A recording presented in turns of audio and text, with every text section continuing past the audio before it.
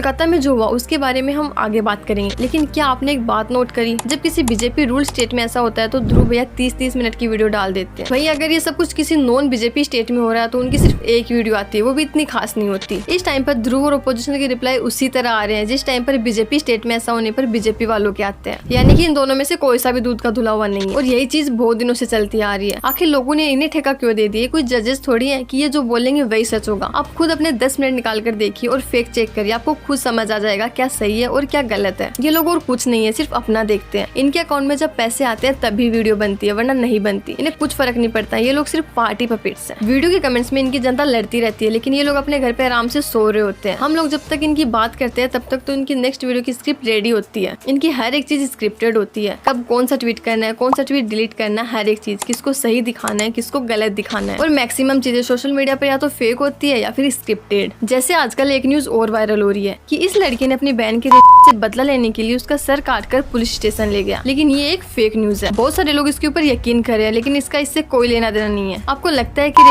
को मार दो या फिर एनकाउंटर कर दो तो काम हो जाएगा, लेकिन उसमें भी ये सिस्टम बीच में आ जाएगा। यही सेम इंसिडेंट 2019 में हैदराबाद में एक डॉक्टर के साथ हुआ, और जब पुलिस वालों ने उनका एनकाउंटर कर दिया तो सबने पुलिस का साथ भी दिया। लेकिन कहानी में ट्विस्ट तब आता है जब 2022 में सुप्रीम कोर्ट ने उस एनकाउंटर को ही फर्जी डिक्लेयर कर दिया और उल्टा उन पुलिस वालों के ऊपर ही मुकदमा चला दिया। हमारे देश की न्याय व्यवस्था को देखते हुए पुलिस वालों ने बिल्कुल सही डिसीजन लिया, वरना उन लोगों को आज तक सजा नहीं होती। इन लोगों को रेप भी रोकना है, क्रिमिनल्स को भी बचाना है, और जो सही कदम उठाते हैं उनके ऊपर एक्शन भी लेना है। हमारा सिस्टम ही कुछ ऐसा बना हुआ है। कोलकाता में जो हुआ उसका सबको पता है कि किसकी गलती है, कौन जिम्मेदार है, लेकिन फिर भी उन लोगों को नहीं पकड़ा जा रहा है, उनको बस बचाया जा रहा है। लेकिन जब तक पब्लिकली एक दो एग्जांपल सेट नहीं होंगे कि इन दरिंदों का क्या अंजाम होगा, तब तक कुछ नहीं बदलने वाला है। उसकी मम्मी पापा पर क्या गुजरी होगी कोई नहीं समझ सकता है, लेकिन फिर भी बस सभी को राजनीति ही करनी है। गवर्नमेंट चाहे किसी की भी हो, लेकिन इसके ऊपर स्ट्रिक्ट एक्शन तो लेना ही होगा। होप किसी में तो ह्यूमैनिटी जागे और उनको पकड़कर ऐसी सजा दे जो सब लोग याद रखें। आजकल जो ये सब कुछ हो रहा है उसको देखकर लगता है कि सिर्फ दो चीजें हैं, या तो सरकार के भरोसे बैठे रहो या फिर खुद अपनी सेफ्टी का ध्यान रखो। कुछ दिनों पहले मैंने एक बहुत अच्छी लाइन पढ़ी थी, मेहंदी छोड़ो खड़ग उठा लो, अपना चीरब खुद बचा लो, आंखें बिछाए बैठे हैं ये भेड़िए, इनके आगे सब बिक जाएंगे, सुनो द्रौपदी शस्त्र उठा लो, तुम्हें बचाने अब गोविंद न आएंगे। ऐसा नहीं है कि ये सिर्फ इंडिया में होता है,